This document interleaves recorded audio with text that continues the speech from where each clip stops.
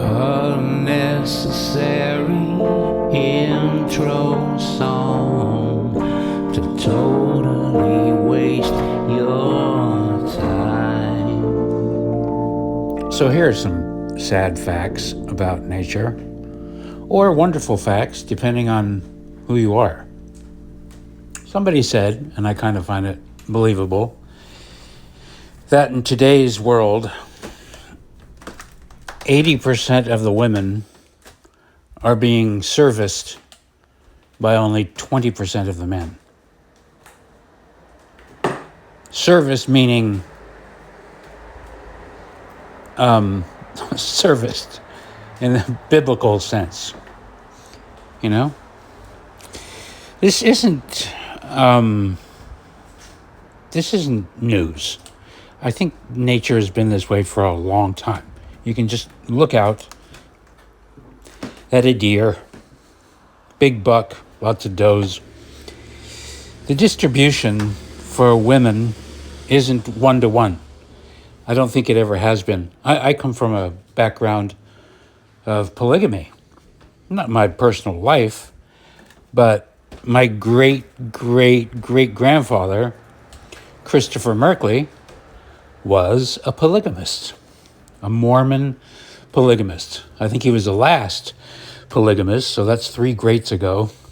Or maybe 2 greats ago. I don't know. I think it's 2 greats. Great-great-grandfather, I think. That makes sense, right? 1800s.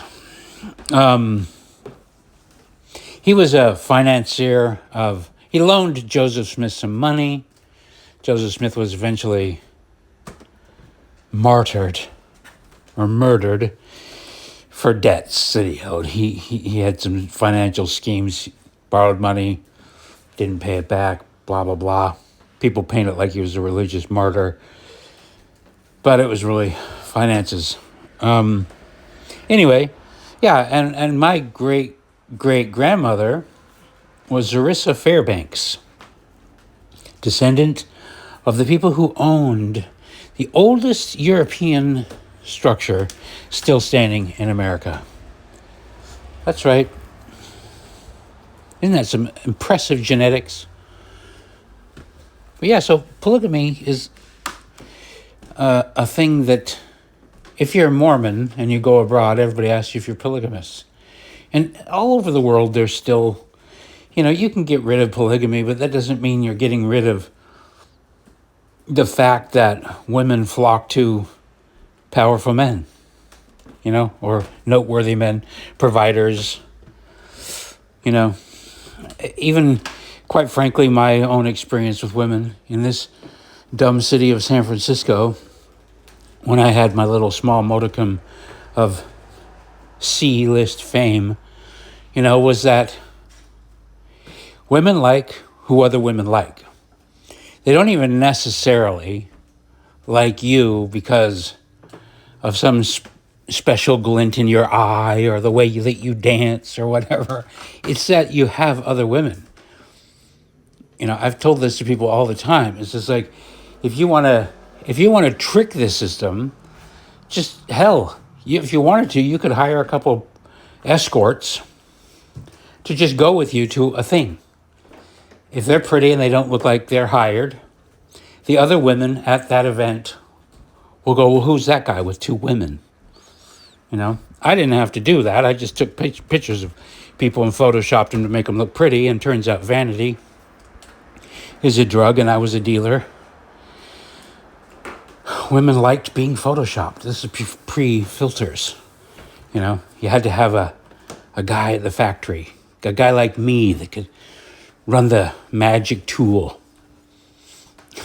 to tuck in the waist, enlarge the eyeballs a little bit, get rid of blemishes. But anyway, what that resulted in is that girls, look, I didn't suffer for attention from women. Let's just put it that way. And that has a snowball kind of effect, self-perpetuates. When one girl likes you, another girl goes, why does that girl like him? And so they kind of get in a competition with each other. It's not even so much that they want you. They want what the other girl has. Women are brutal to each other, you know. They will pursue you simply to destroy the other woman in many cases, you know. And this has apparently always been the case. I've only been alive since 1967, so I don't know what's true from beyond that. As far as I know, the world started in 1967. That was the first day of existence for anybody, from my perspective, you know. But, you know, I've also known the difference, you know. I could have still been the same old me. Granted, I wore flashy suits and made myself look like a clowny, gay oil tycoon, you know. So I got attention even if I were to go places where nobody knew me and if I went by myself. But it wasn't from women, you know. I couldn't just walk into a room and have every woman want me. It required the presence of other women. But if there were other women that liked me, if I went with some friends, a girlfriend or whatever, and if you show up with a woman that really does like you and she's really likes you, then the other women sense that. You know, they sense how much that woman likes you. And the more she likes you, the more they want to get involved in the situation, you know. That's my experience. Might not be other people's experience, but like I said, if I went by myself to another town, you know, not the same thing. It's just like you couldn't get arrested, as they say, in some respects. But anyway, the point I'm trying to say is that that's kind of been the sad fact, and the internet has made that kind of worse because now it's not happening at the dance club or at the bar or at the social event or at church. It's happening online, and the same phenomenon is like kind of making it even tougher for the guys who don't have one girl to get even one. And the guys that have two have access to 10. The guys that have access to 10 have access to 100. It's really kind of cruel how that works in nature, you know? So I'm just saying this as a way to say they let you grab them by the pussy. Okay, I can say that. It's not cursing because the president has said it. They let you grab them by the pussy. They don't just let you, they put it on you. They back up, they put their boob on your arm, they put their butt on your leg, they throw it at you. I don't know if you've ever been to a dance club, but there's this actual dance where women twerk. They call it twerking. Have you ever heard of this, twerking? Of course you have. Everybody has. But it's just, they put their butt in the air, they slap their cheeks around, and they're flapping. They're flapping their genitals is what they're doing, you know? And they're backing up on the man. They're not letting you grab them by the pussy. They are pushing it on you. Every man with influence and stature knows this, and every person that has their eyes open in the world knows this. They pretend that they don't. And let me tell you something, your pretending doesn't work. You're not convincing anybody else. You're not convincing yourselves. You're just trying to paint this fantasy version of life where reality is not what it is. And the reality is, lots of women are out there wanting, I think the biological component is good seed. Good seed. And the way that's determined is by committee. Women form the committee. If 100 women decide that one man has good seed, then 1,000 women or 10,000 women will compete to get it. And they don't even necessarily want exclusivity. They'll share. That's what polygamy is. They're sharing it. They'll go, okay, we all want this guy. We'll share him. Oh, but women would never. No, that's how women decided that that's okay. Right? It's not the man that decides. He doesn't go out and rope a bunch of women and force them to be wives. That's not the way it works. It's fun to pretend that that's the story, I guess, but it's not the story, and everybody knows that. You know? So this whole thing about the Epstein files and everything, it's like I'm kind of befuddled why everybody's pretending to be confused about all this. I think maybe it's because they're not able to, I don't know, they've got dark imaginations and they think that a man who runs a beauty contest or runs a magazine like Playboy, you know, that there has to be some sort of grooming from the time somebody's, you know, I don't understand people that can't make a distinction between post-pubescent women. Let's say what a woman is. A woman, what's the difference between a woman and a girl? Well, let's look at the word womb. Woman. When there's a viable womb and a breeding capabilities, that's what a woman is. Despite on whatever age or whatever time of the world you want to go to and say, you can have all kinds of different opinions about women. Young women should be with young men, or young women, you know, lots of the world thinks a young woman is best to be with an older man that's established and can take care of him, blah, blah, blah. And he's already proven himself. He's got a house and 5 other women that have vouched for him. There's all kinds of different ways society has and will continue to decide what is appropriate with what happens with the womb of a woman.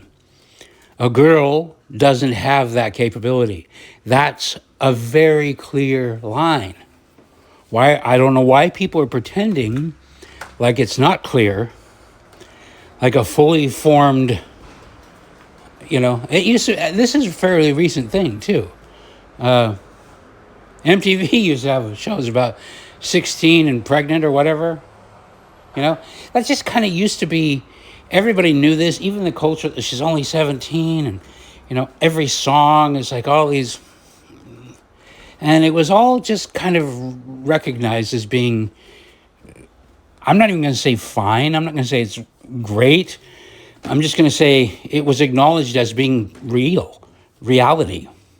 That's just the way it is. Nature designed, it's all over in nature. You know, at a certain point, womb men are there to breed. And it's not that men are going, oh, snatch them up. No. Women want to breed. Weird that God or nature, or whatever you want to call it, created a system wherein 2 parties get together voluntarily to reproduce. And how nature created the mechanism, the drive, to get that going. You know, that drive's not there when you're a child. You might have some interesting, strange boners when you're a child, you know, but you're not thinking that way. You know, people can bastardize it, they can screw it up, and that's why we have very good laws about not interfering with that when people are children.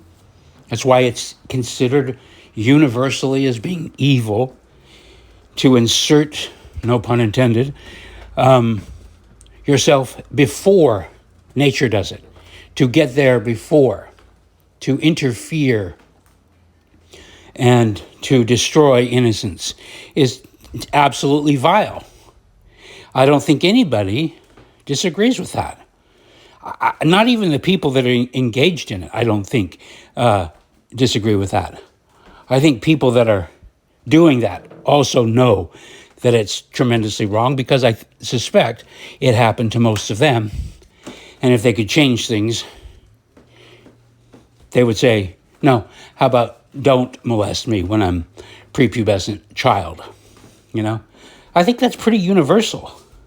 What gets weird is when people start clutching their pearls and pretending that post-pubescent sex is somehow not real.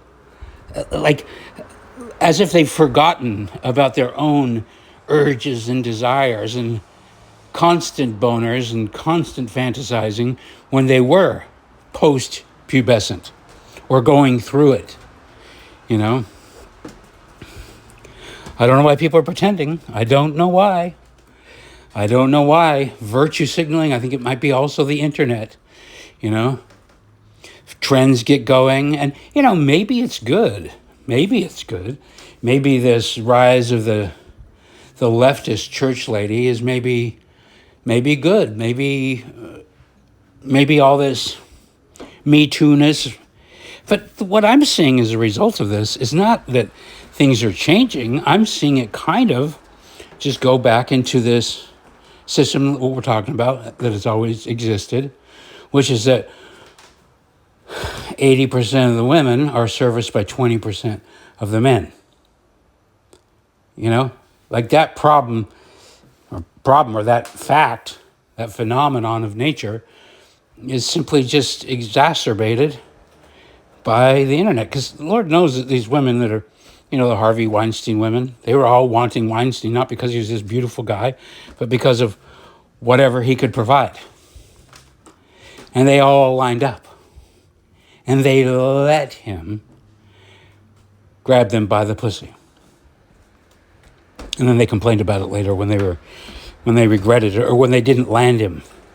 When they didn't land the deal. They didn't get the movie deal. They weren't able to get a ring, convince him to put a ring on it. So then they were pissed, bitter, and out come the lawsuits. And this is what I see happening with Trump. Everybody's clutching their pearls. Oh my God, he ran beauty contest. Look, I guess I identify with Trump because, again, I took pictures of lots of naked ladies. I didn't have to convince a single one of them. All I had to do was just say, well, yeah, I'll take pictures of you too if you want me to. Okay, yeah, when can we do it? Again, if 10 women want you to do it, 100 women want you to do it. It's the system. The women are the committee that decide. They decide. They put their stamp of approval on it. That's how the other women come along. People used to always ask me, how do you get all them women naked? I said, well, I don't get them naked. I happened to take pictures of one woman naked, made her look good. She told everybody I was making a book. All her friends demanded to be in it. And then 1 turned into 5, then 5 turned into 10, then 10 turned into 100, 100 turned into 200, and so on. But it's their system. They conducted the system. Their network. That's how that works, I said, and I think the reason why it worked with me is because I had pretty specific rules. I don't know.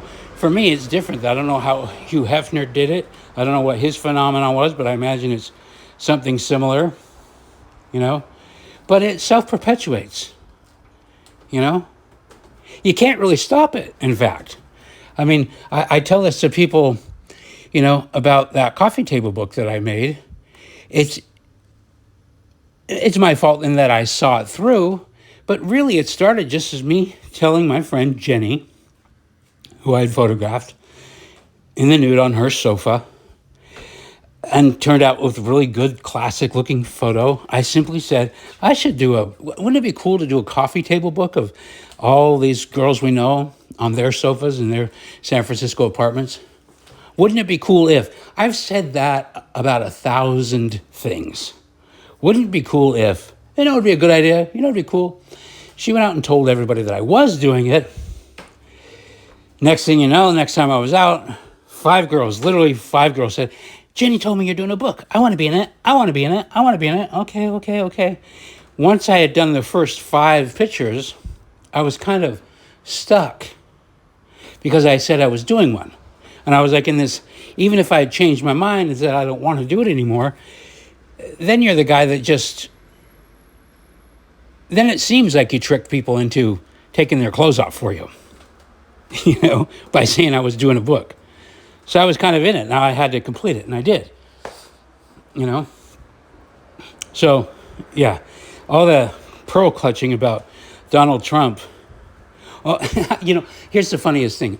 Oh, he used to walk in to the dressing rooms of the beauty pageants, It's just like, well, it's his beauty pageant. And let me tell you something. If anybody is under the impression that in these environments, women are trying to hide and be discreet and they care, I don't want anybody to see me.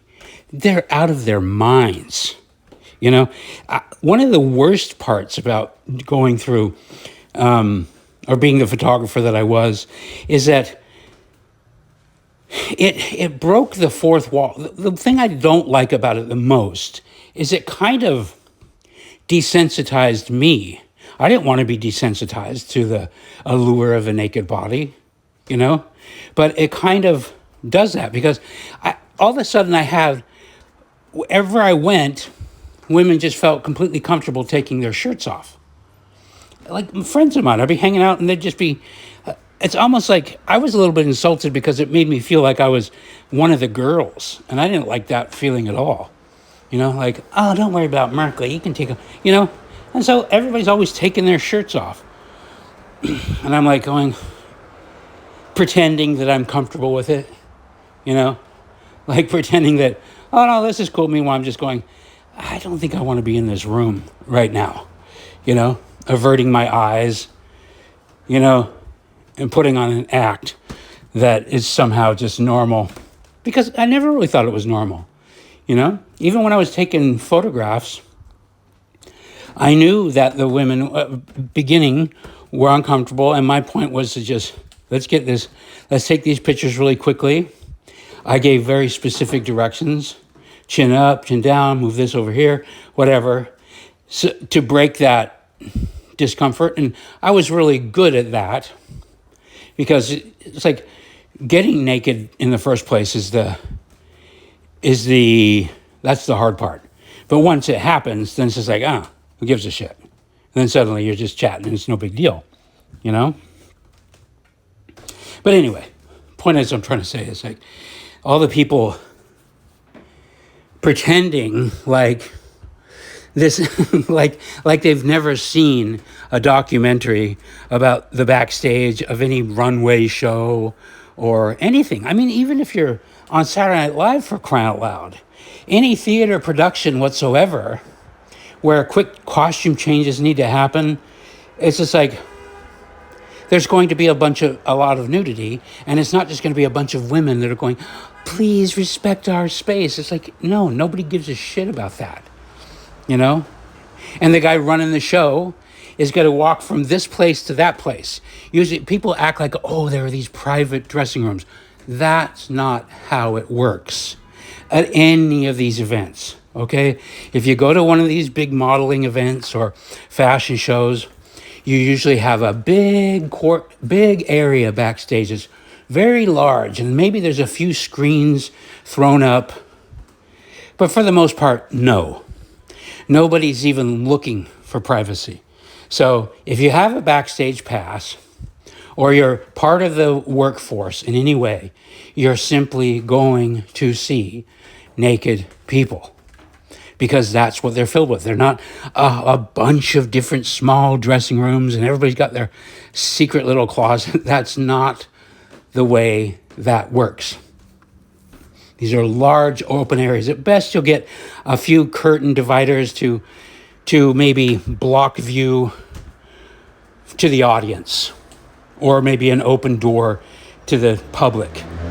But beyond that, that's what it is.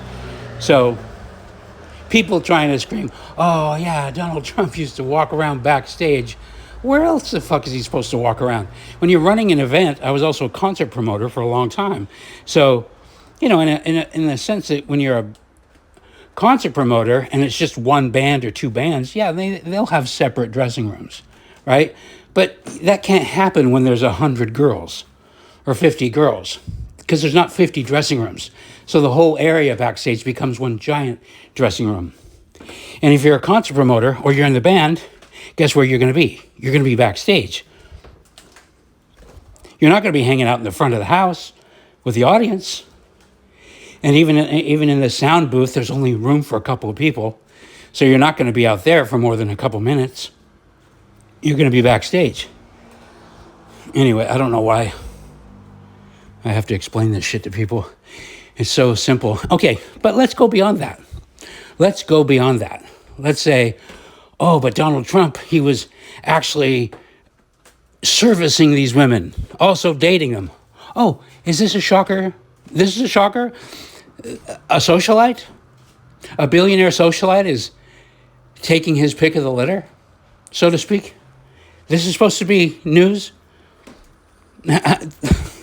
Are we really trying to pretend that women aren't lining up to get selected to go backstage when Aerosmith is in town or whatever the fuck band, emo band, it doesn't matter. If there's a guy on stage with a light on him, the women are going to compete to get to that guy. Even the fat guy, even the bass player.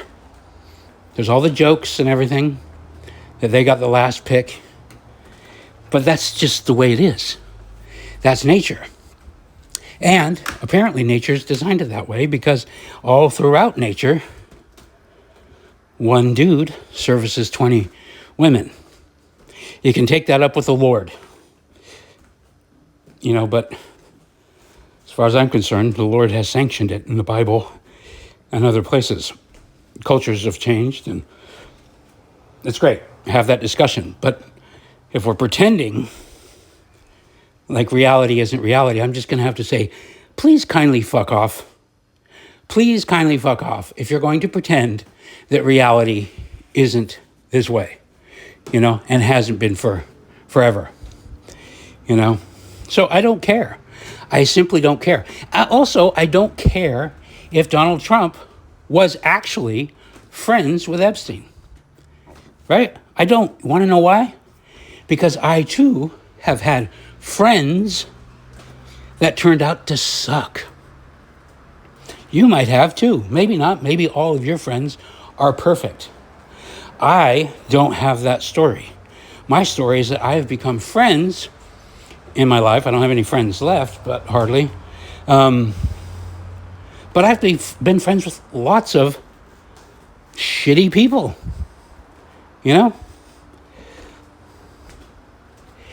I don't know. See, that's the thing is, when I see MAGA type people turning their back on Trump and suddenly they're putting on this air of church lady, like, oh, clutching my pearls. It's just like, come on, you knew this going in. The whole reason what Donald Trump was, the whole allure of Donald Trump in the first place, the reason why he's such a populist is because he never tried to pretend that he was anything different than what he was.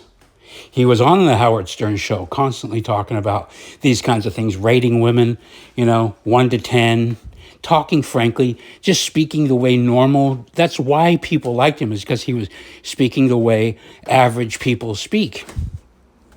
Maybe not average churchgoers, but even them, I was a Boy Scout, I knew that the dirty jokes and stuff happened even amongst the churchgoers.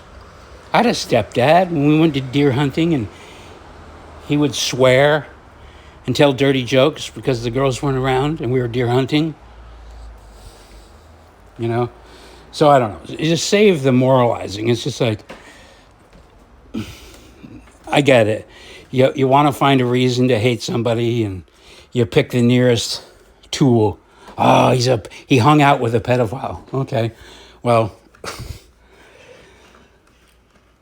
Look, I don't know that I've had any pedophile friends. I don't know that any have been accused of it. I mean, I know one guy in high school, kind of a fat, weird guy. He got accused of it later and apparently got arrested for it, but he wasn't a friend. He was a guy we made fun of, you know? But if I found out that let's just get this straight too. I haven't had really any good friends in my life since I was a child. You know what I mean? The friends you make along the way after you're old, they're like, they come and go, in and out, in and out. But if I were to find out that one of those people was guilty of some horrible thing, you name the horrible thing, I might be surprised. I'd probably go, I'm surprised, but I've also lived long enough to know that you don't ever really know what you think you know about people. People are surprising, you know? People do hold secrets, you know? You can think that, you know, I have friends that were drug dealers. One of my favorite people, in fact, still from San Francisco, one of the few people that didn't turn into a total moron, is a drug dealer. Small time, not big time, but a drug dealer. One of the most entertaining, funny people, you know, I know. And his brother's one of my favorite people too, and he spent time in prison, you know. So, yeah, I feel like that they're good people. Not good, I mean, not holy, certainly dealing drugs, you know. Not fentanyl, not the hard stuff, but just the casual drugs that everybody talks about on TV, you know, that people use in reality, you know. But is he a saint? No. Are you? No. Have I met any saints? No. Not that I know of. You know, give me your best example. Is it your grandma? You know, your mom, she's the saint. Who do you know? Who's the perfect person? You know, I not to sound cynical, but every time you start drilling down in these so-called saintly people, you go, oh, it turns out they're not nice to their children. Turns out they turned their back on their mother or their father. Or, you know, once you start picking through anybody's life, you're going to go, oh, shit, Polly ain't perfect. You know? Little perfect Polly ain't so perfect after all. You know? So I don't know. Spare me the nonsense. The thing that I also am just annoyed about is that this whole pedophilia thing it's being used as, I don't know what it's being used for, but people are insane, you know. An otherwise sane person, I think, never met him in my life, guy I met on the internet, who knows who he is, but, you know, some people are just convinced, oh, there's 500,000 children go missing every year, and they're taken to a factory and scared to death and drained of their blood for adrenochrome, and that's what all these famous people are drinking by the gallon, you know. Send me a little video of scary music, and I'm like, okay, why don't I know any parents that have had their children disappear? You know? Why? Why haven't we found the factories or the fields of the 500,000 dead babies or whatever? Look, I'm not saying there isn't evil in the world. There is. It kind of bugs me, though, because people use these the terrible stories are used. My theory is that they're invented as ways to throw off the scent from things that really matter. You know? Like Marxism. You don't need to make up Frazzle Drip or Comet Pizza. And I'm not saying that these things don't exist, you know? There's a good likelihood that there are these pedophile rings and they're evil and blah, blah, blah, blah, blah. But I think a lot of times these things surface in order to delegitimize actual rational scrutiny. There's 1,000 reasons why Hillary Clinton needs to be behind bars. But as soon as you start talking Frazzle Drip and, drinking the blood of children and satanic rituals and stuff. It's just like, what happens is you lose 3/4 or more of the people whose energy you might need in actually to get something done. It wouldn't surprise me if Hillary Clinton herself puts out the frazzle drip stories. I know, in order to make myself look not so bad, I'll start rumors that are so easily dismissed. Anyway, like I said, you believe what you want to believe. Whatever dark reality or dark fantasy you want to pretend is reality without any proof. Without any proof, by the way. It'd be one thing if somebody brought me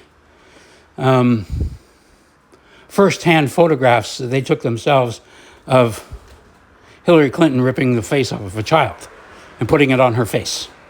Because that's the idea. Or the Tom Hanks. Look, and if you're going to make those accusations, those are pretty fucking serious things. If you actually believe that those things are happening, in my opinion, you have a duty to stop her. So I expect to see you with a bus ticket. I expect to see you digging through her trash. I expect to see you with long-range binoculars, tracking her every move, or at least assembling a group of people to do this. So if I don't see you doing this, then in my opinion, you don't really believe what you're saying. Or you're just fine with it. You're like, okay, it's fine. But I don't see people doing the dirty work that you would have to do if you really believed it. Okay, you believe it. You believe that there's this Hollywood cabal where they get around, they scare the shit out of babies, they drain their blood, and they drink it. Would it kill you to put your life aside for a minute and in an undercover way become part of that and do a gigantic expose? Or is that just too much trouble for you? And again, I'm not saying these things don't exist. They might. But I try to avoid believing horrific stories if they don't jibe with my experience and reality. And in my reality, there's only one reality, by the way, but in my perception of reality,